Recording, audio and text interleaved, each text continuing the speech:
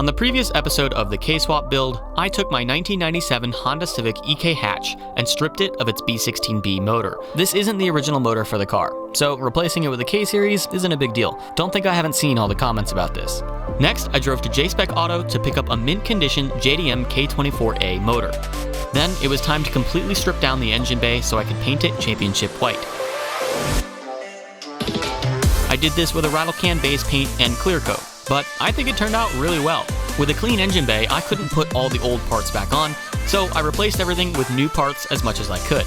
This includes a big box of brand new stainless steel bolts. I bought these on Amazon. That's where I got these. I got so many messages about this. Anyway, with the engine bay reassembled, the car was now ready to have a K24 put in. So I brought the car to a K-Swap expert in Wisconsin.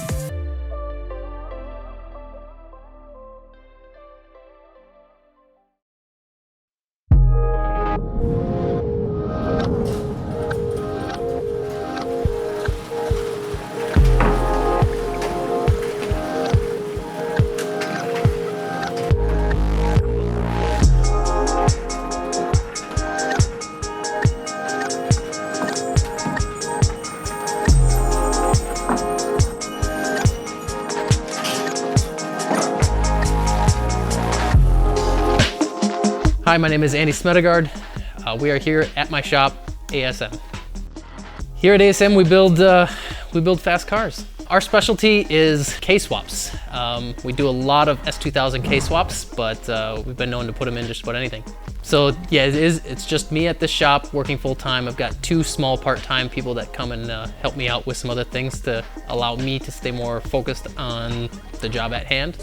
If you haven't seen Andy Smedegard on this channel before, he's one of the fastest drivers that we've ever filmed. He's been in so many of our grid life videos in the past, driving his monster of an Evo, and even his personal K-swapped S2000. You might have seen him in our video last week about ice racing as well. The man gets around. He's incredibly talented and a hard worker, and I'm thrilled that I was able to convince him to work on my little Civic. His shop, ASM, is more of an exclusive shop dedicated to track-oriented people. He doesn't often do your standard oil changes. He generally only does the above and beyond builds, so I'm glad that he decided to take on this K-swap. Yeah, we're definitely more of a exclusive shop where we try to work with our same client base. We don't take a lot of your quick in and out stuff. I want to take care of the whole car, basically do all general maintenance stuff on it, any modifications, and then that even extends more than just when it leaves the shop. I will oftentimes meet customers at the track and help with track setup, as well as even driver coaching as well. So try to do the whole package, from the planning stages of the car to building the car to actually making it work on track. Putting a K in an EK chassis is a little easier than an S2. Converting the K, which is normally a front wheel drive engine, to an S2 is a little, you're turning everything, so you have to requires a little more adapters and stuff. The K in an EK it's been, tried and true. It's been done. Lots of aftermarket support for it, so it makes it a little easier, especially when we have a company like K20 on board here to help with all the parts. They make a lot of swap kits, or a lot of the swap parts, to make it pretty much a bolt-in kit. So this week we are going to be K-swapping the EK Civic Mia. We're K-swapping Mia, and we're going to stuff a JDM K24 in it. The K24 we're starting with is it's basically the K24A2. We are going to open it up and do a few quick internal things. We're going to put a Type S oil pump. It's going to give a little more rev range. We're going to seal that up with a Moroso oil pan, baffled oil pan, because this car will see track time.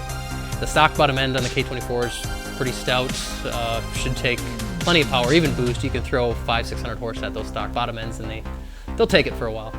The best combo, I think, and what I've kind of found with some of the S2 stuff I've done a lot of testing with, is that K24 bottom end with the Z3, K20 Z3 head on it. And if you can up the compression in the bottom end, great, but for this project we're going to start with just a stock 10.5 to 1 compression.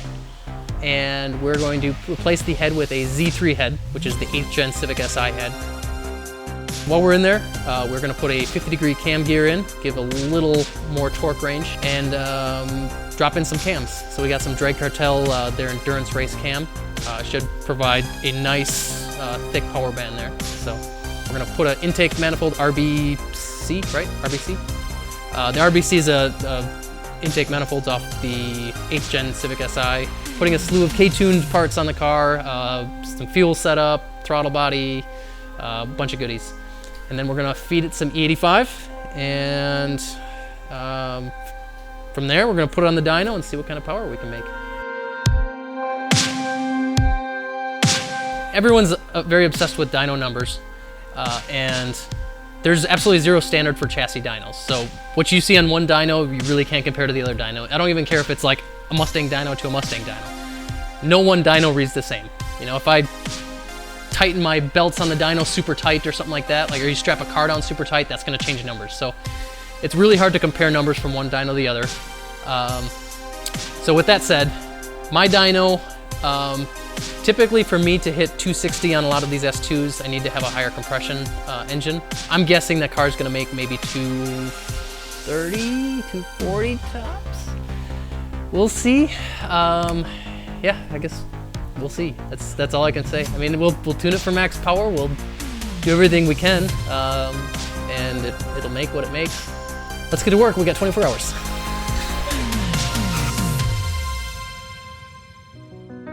The first step in this whole process is to tear down the JDM K24 engine almost down to the bare block, since we're putting in almost all brand new parts onto this engine to make it even more powerful. We're gonna take off all the parts we're not using, which is, I think, most of it, right? We're actually swapping in the Z3 head, so we're literally using the short block. What a waste, huh? Yeah. The JDM motors are configured much differently than the USDM motors, and because we're changing all of the accessories on this motor with USDM spec bolt-ons, we're going to need to change all of the brackets to fit as well. This will make it much easier in the future if I ever need to replace parts, because they'll be US spec parts, so my part stores will actually carry them. Can you imagine trying to order a JDM spec 06 TSX alternator? You'd have to pay an arm and a leg to overnight them from Japan. But with US spec parts, they're just a call to Advanced Auto Parts away. Okay. Can I get that and a water pump for the same car?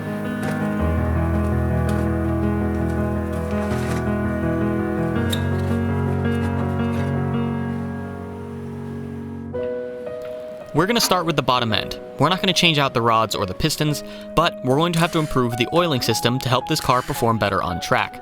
We're going to change out the factory oil pump with a Type S oil pump. That will allow the car to rev faster and higher to make more power and reduce rotational mass. And while we have the oil pan off, we'll change that out too.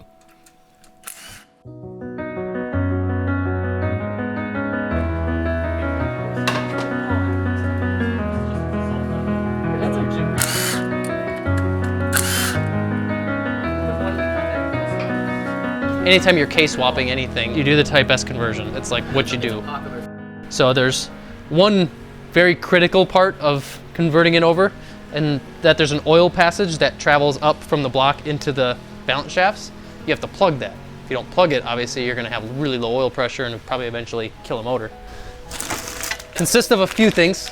You have a new baffle. So this is the baffle with the balance shafts. It's just very small, obviously, because you got the balance shafts.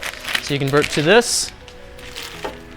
You have to get a new oil pump chain, new hardware, and then one of the new guides. You have to get this guide. It's slightly different than the one with the balance shaft, but you will utilize the same tensioner. So this uses a little spring tensioner, so you'll use the same one that you took off. And then the most important part, obviously, is the oil pump. Little modification you have to do. So if you buy the factory pump, you have to actually port or cut half of this pump away to clearance around the block. The Type S oil pump is a good upgrade because it also removes the heavy balance shafts that the factory oil pump has. This means less rotational mass, which will allow the engine to turn over more freely. It also shaves off a few pounds, so I can't complain about that. And with the Type S oil pump installed, it's time to seal it up with an oversized baffled oil pan. So when oil sloshes against it, that will keep it closed, but then it will allow it to flow back in when you're accelerating. So it's always trying to keep the oil near the pickup. Baffled oil pans are important if you plan to take your car to the track, because it keeps the oil near the oil pickup on the oil pump. Without a baffled oil pan, it's much more likely to starve the engine of oil pressure when cornering around hard turns. Ask me how I know. Next, we're going to take the K24 head off to replace it with a K20 Z3 head, and a bunch of extra goodies. While Andy removes the K24 head, Ronnie has just joined us and he brought in a fresh K20 Z3 head to work on. Hey guys, Ronnie here, just here to help out with prep the head. Right now we are cleaning this head because it's been freshly machined, and sometimes we get all the shavings still stuck in the ports, so gotta make sure all that stuff is gone, or it'll end up inside the engine.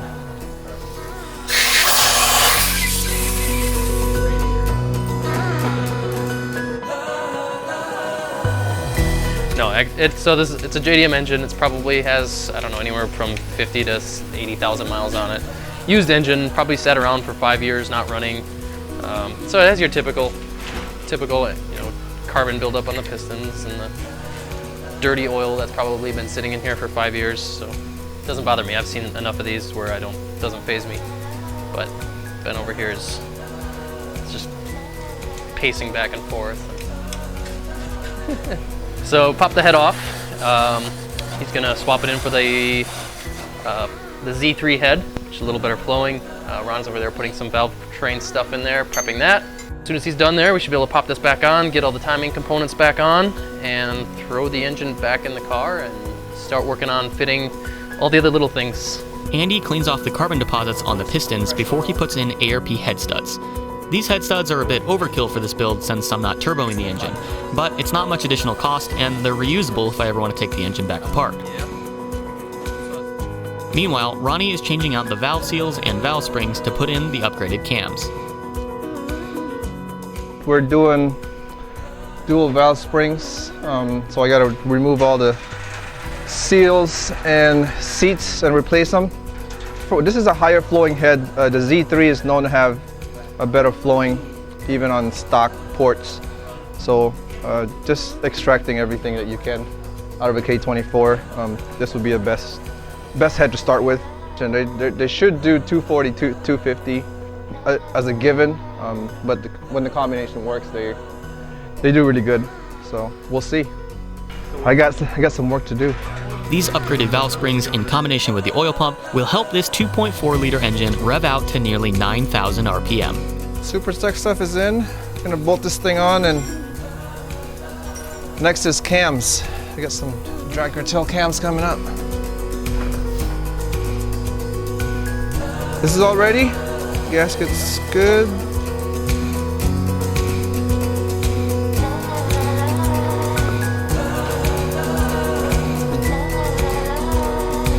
Get them like kind of snug all first and then re-loosen and then start again. Just get the head sit flat.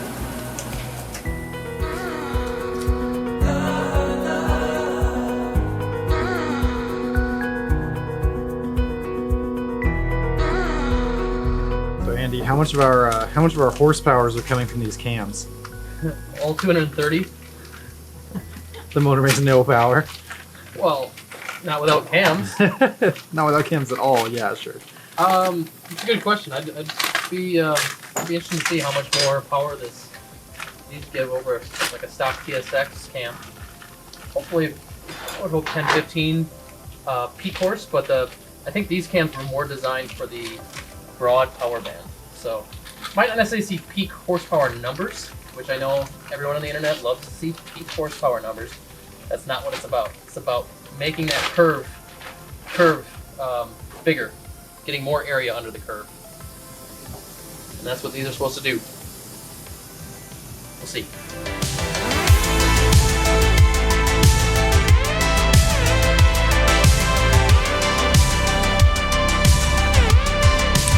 We're putting on Drag Cartel's 2.2 Endurance Racing cams.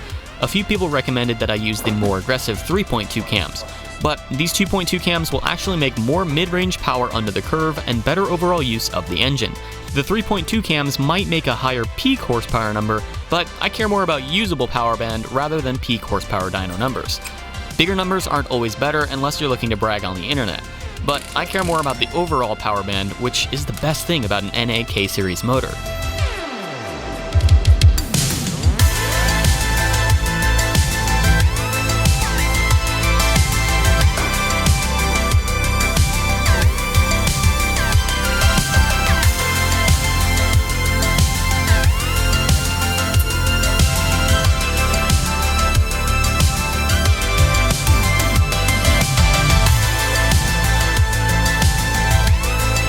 After the cams are installed and the valves are adjusted, it's time to button up the internals of the motor with some nice billet K-Tune parts. Almost everything K-Tune makes is billet aluminum, which is incredibly strong and incredibly lightweight.